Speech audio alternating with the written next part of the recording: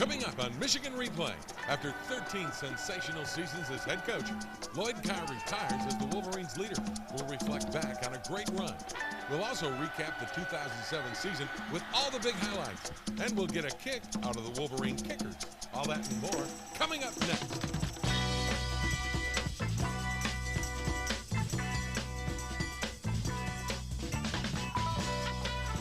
Michigan Replay with Lloyd Carr is brought to you in part by Pepsi, More Happy, by Pontiac, official performance machines of the NCAA, by Gatorade Thirst Quencher, Gatorade, is it in you?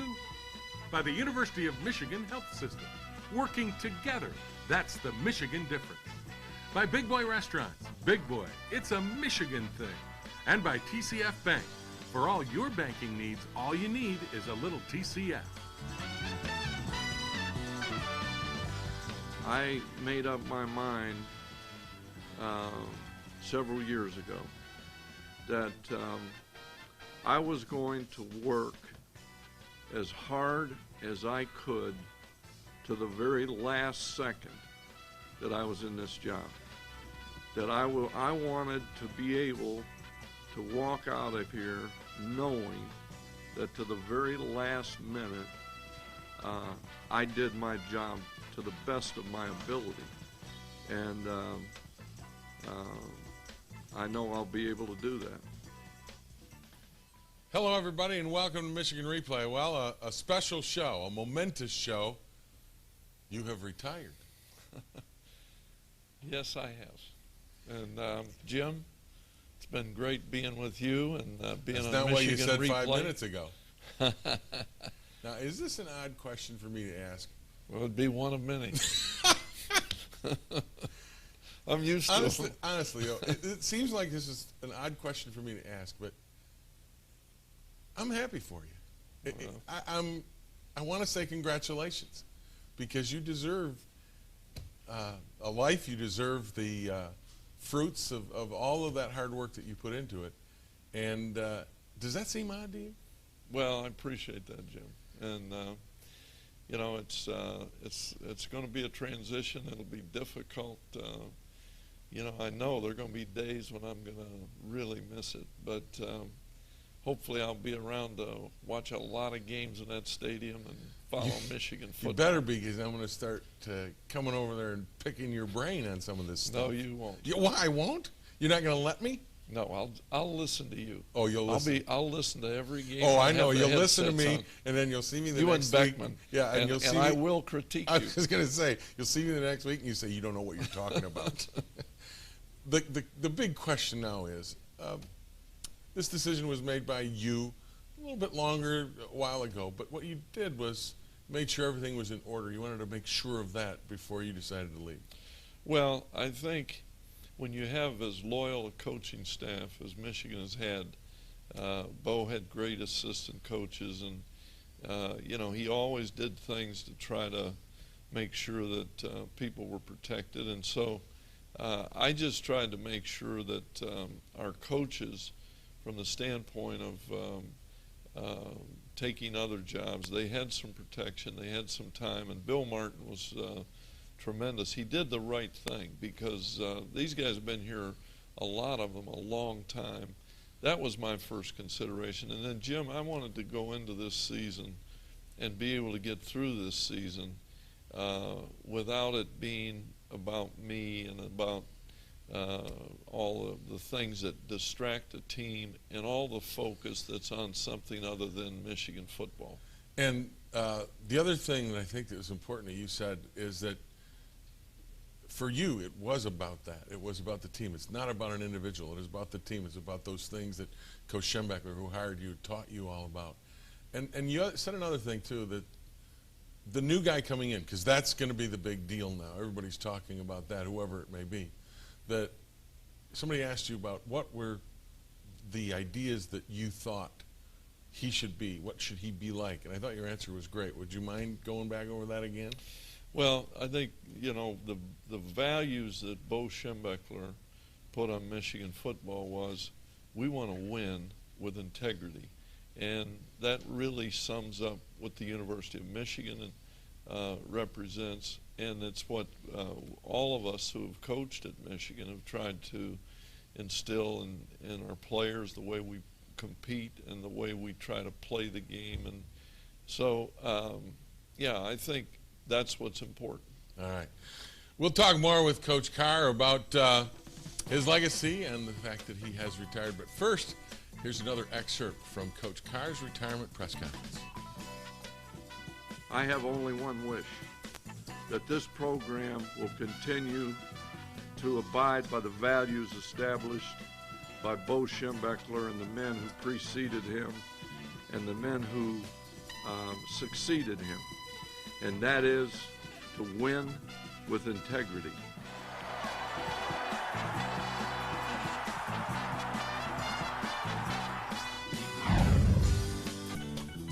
What defines this program is team, is taking a lot of people from different parts of the country, different religions and races and socioeconomic backgrounds, and trying to mold them into a cohesive group of people who have one goal, and that goal is to win for Michigan. Another excerpt from Coach Carr's retirement press conference last week. You were really good at that. We need to get on. You were really good at that, though. You know, you did a good job.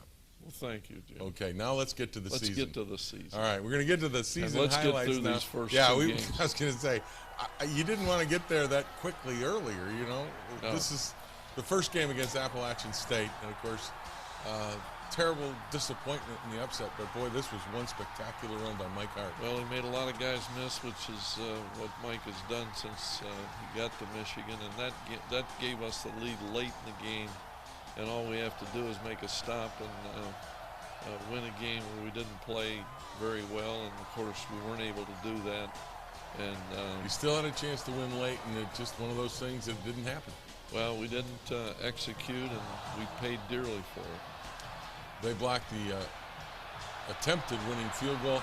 Great effort here by Jason Gingell to chase down the man who blocked it. It's still a 34-32 loss. And then the next week you run into a very hot and very good Oregon team. Well, Oregon was certainly a great football team, and on that particular day, Dennis Dixon threw for 3 long touchdown passes in the first half, and we got behind, and then of course late in the half, Chad comes up with a knee injury that is going to sideline him for a while. Right, and that's, again, it's part of the highlights of the season, but that was one of those things where that lingered for a long time. Then your next game against Notre Dame, this team just said, we are not going to lose. We're going to change this thing around. Interception here by John Thompson. And then Ryan Mallett comes in and throws a touchdown pass. Well, with the blitz on and against a young freshman quarterback, Greg Matthews, Ryan finds him and he gets a touchdown. I think his first touchdown at Michigan. Then another fine touchdown pass to Adrian Arrington, and you come up with the 38-0 win. Well, it was a big play. We got an opportunity to get the ball in great field position, and Adrian Arrington made the first of many catches during a good streak here down after the opening 2 losses. And Ryan Mallett here scores. This is a big game against Penn State. At the time ranked 5th in the country. You get a run here by Mallett. You go up 7-0. Then a great effort here by Tim Jamison. Creates the turnover. Well, we played outstanding defense. We made enough plays offensively, and Ryan Mallett made some plays on 3rd down. And here Mike Hart, with great effort, gets the ball into the end zone to give us the lead, 14-9 late in the game. Right, and then the defense shows up. Penn State's got a last chance effort, but Jamar Adams, who played well all year, makes the play. Well, we had some great defensive effort. Tim Jamison caused a big turnover that we recovered down deep in our own territory, and then our defense came up with a great stop to seal really an outstanding win for a team that's really banged up. And then against Northwestern, you trail at Northwestern and get 4 straight possessions where you turn them over. Well, Chad Henne started the game and played 1 drive. He was just coming back from the knee injury. Here late in the game, he makes a great throw, and Adrian Arrington gets open. And then our defense in this fourth quarter was sensational. We caused 4 turnovers in 4 consecutive drives by a team that the next week went into East Lansing and beat Michigan State. And you win 28-16. And here Mike Hart goes into the record books, Michigan's all-time leading rusher against Eastern Michigan. Well, it's an unbelievable story what this kid from Syracuse, New York did, and certainly he had a lot of help, a lot of guys blocking for him, but he made a lot of people miss him in the pursuit of that record. And here's another run by Mike, makes more people miss as you go on to the 33-22 win. He's a good back, isn't he? He's a great back, Jim. Okay, that's the end of our first half season highlights. And at that point, you had the ship righted and everything was going along real well. You put eight straight wins together. Well, you know, to start off the way we did, certainly any team would have had to make a choice whether they're going to lay there or get up and fight. And this team, they got up and fought. All right, when we come back, we'll take a look at the second half of the season highlights. But first, we get a hint from Coach Carr at his press conference about his next job. What I want to do is I want to be a critic of the media. And some of you won't like what I read.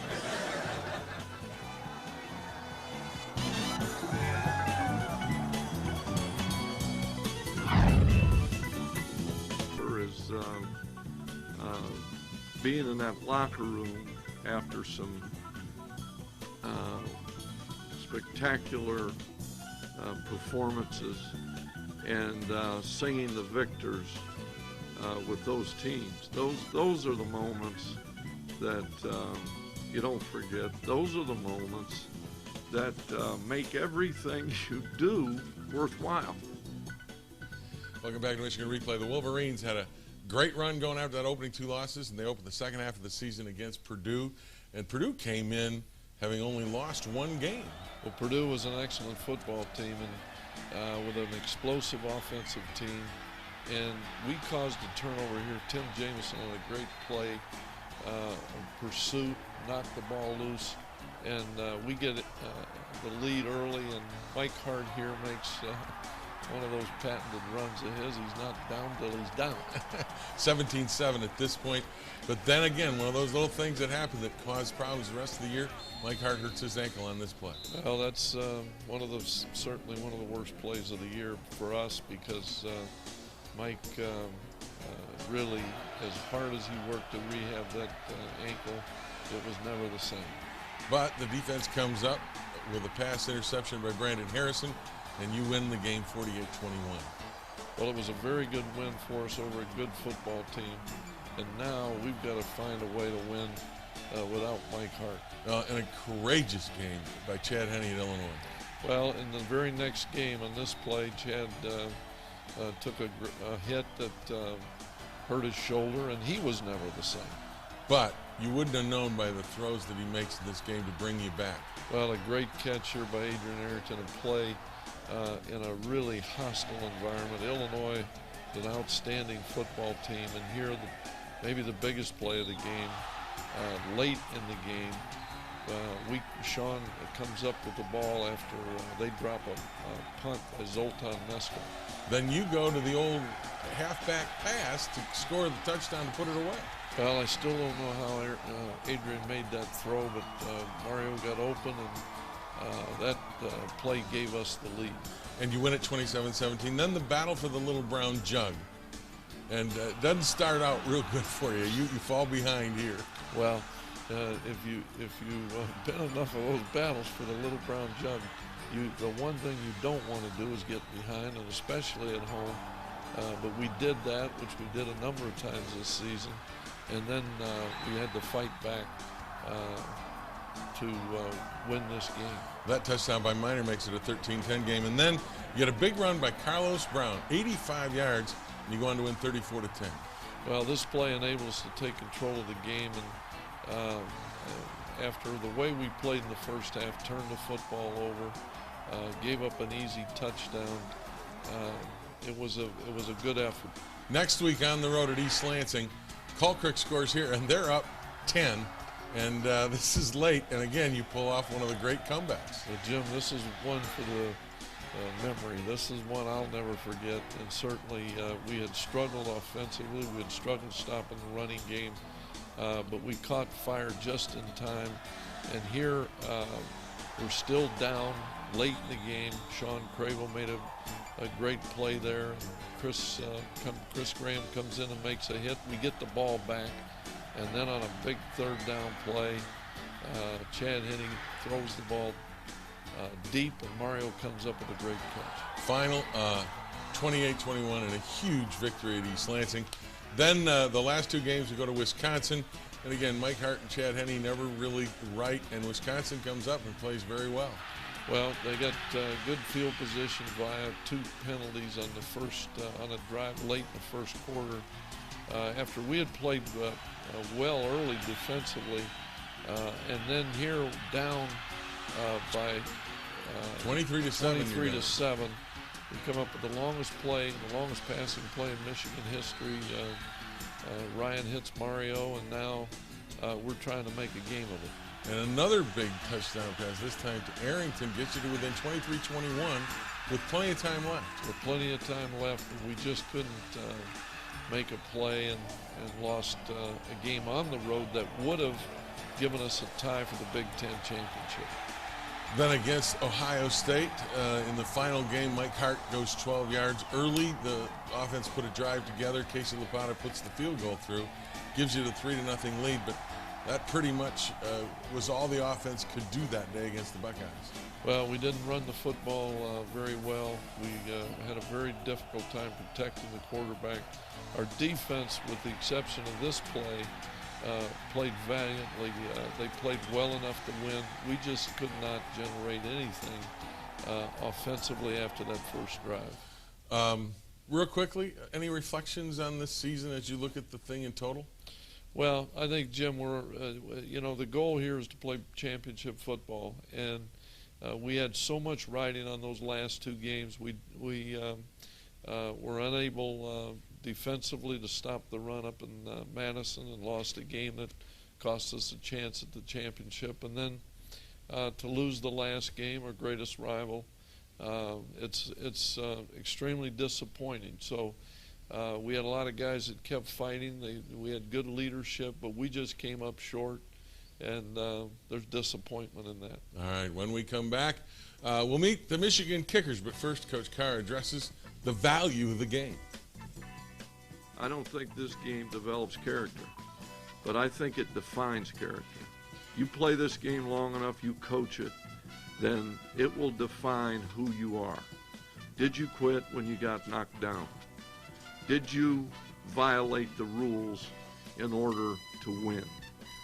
All the things that you have to do in coaching and playing this game ultimately will define who you are.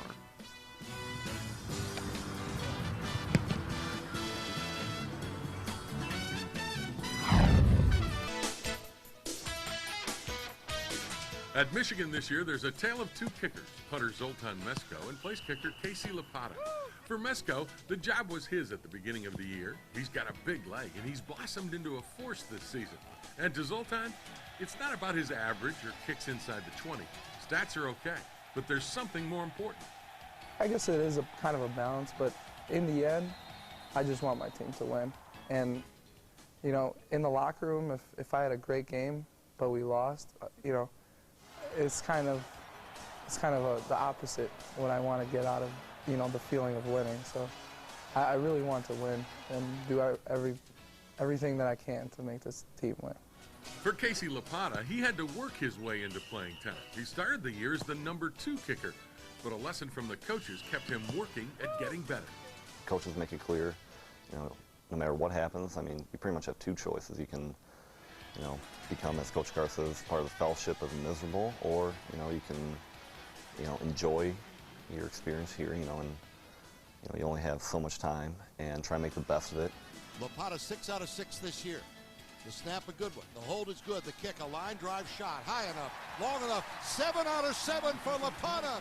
He busts it into the wind, 42 yards. Both of these kids deal with the pressure of getting it done under extreme pressure. They both deal with it in a different way. but they don't think much about a dream kick scenario. It's about what it will take to win. I guess it just comes with the territory. I think, you know, we got one thing to do, and we should do it right. Mesko will try to hang this one high and short. He hangs it high. Hudson calls fair catch. Fumble the ball, and Michigan recovers inside the 15-yard line, it appears. When we do a good job, I guess it does get overlooked more than if we do mess up. So, I don't know.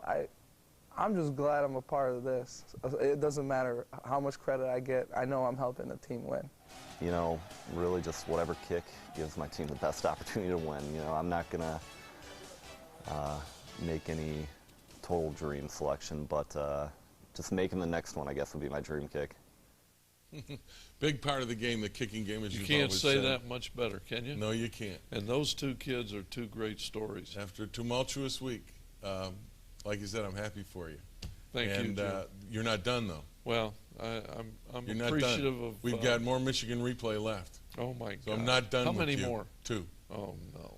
Join us next week. We'll get more out of Coach Carr. Same time, same place, right here on Michigan Replay.